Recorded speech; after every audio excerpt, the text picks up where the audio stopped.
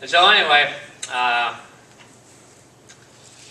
it's just, I can't say enough what Marion has helped me do to make these things become words where I look at this paper and they mean something. In fact, I was telling Marion here that I went to my grandkids' school the other day, and in the class, you were watching them, and we was in a class with them, and they said, okay, sit with your grandparents and read this book.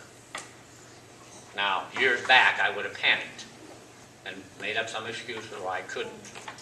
But this time we sat there and read it together. I read it. And then after I got out of the class, I told the wife, I said, hey, I made this through.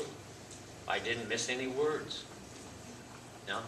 And my children didn't know I couldn't read. It isn't something you tell people that you can't do, unless you can't, and then you become, and then you want to share. So a lot of times I tell people about the Literacy Center. You know, can't read. In fact, I met a man the other day who also was very successful, and he says he can't spell. And I said, what do you mean he can't spell? He can read. Yeah, but he can't spell. Can't spell a lick. But he says if you put me in front of a typewriter or whatever, he says, then he can. So evidently something in the brain when he sees letters works up there for him. And so I'm going to talk to him. He doesn't really need it either. He's successful also. But it's such a joy just to be able to read. And for all the people from the other countries, you know, I feel sorry for you. Our language is not the easiest on the planet to learn. Yeah. And think of us who are here and can't do it. So sometimes you beat us. So again, I just want to say thanks, and all the students and everybody keep working. Teachers keep on, keep it on, and someday I'll see you on the street. Maybe say hi. So thanks for letting me come.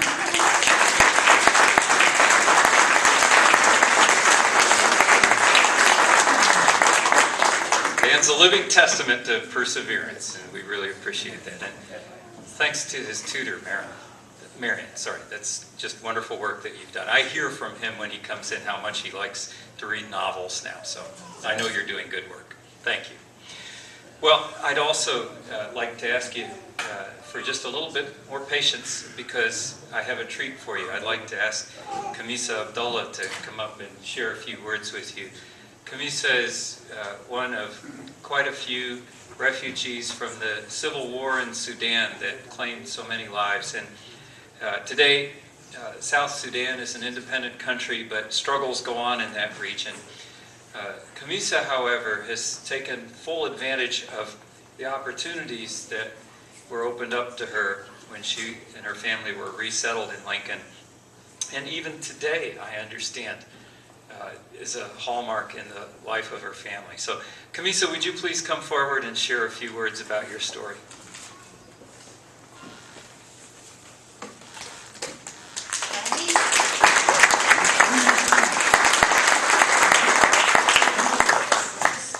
First, I need to apologize for coming late because I attended graduation for my son from UNM this morning. As he said, my name is Khamissa Abdalla. I'm from Nuba Mountain in the west of Sudan. I came to the United States as a refugee in September 2000. I arrived to Lincoln as a single mother with my 7 children, 6 boys, and my only girls here. So, when we arrived to Lincoln, we neither spoke or nor speaking English or write. Everything was new to us here. The agency who brought us to Lincoln brought everything to our needs except salt. So they prepared the house for everything. We don't have salt. We come at the time of the Christmas time and people are in the vacation. So we stayed the whole week eating food without salt. It took 3 of my son and 3 separate trips to go to grocery store to find salt, but they didn't find it. Only later they did find it out. It comes in a can. Instead it came in clear tube that looked like rock in our country, Sudan. I thought to myself, Khamissa, this is not just about salt. This is about everything in America. And I have to learn English to support my kids. So I decided to go to school. And my first step was Lincoln literacy. I learned from Lincoln literacy and how to adjust in America. And also, not only that, they helped me also with a migration paper to bring my husband here to America, who we've been separate for 11 years due to the war. Then in June 2008, I graduated from Southeast Community College with associate degree in human service, and I get distinguished.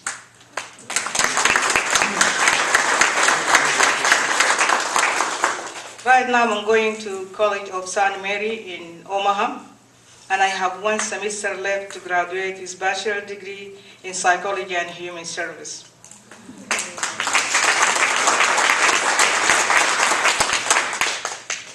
So I believe going to school back in my age and in my culture is very difficult, because in my culture, not a lot of women go to school in this age.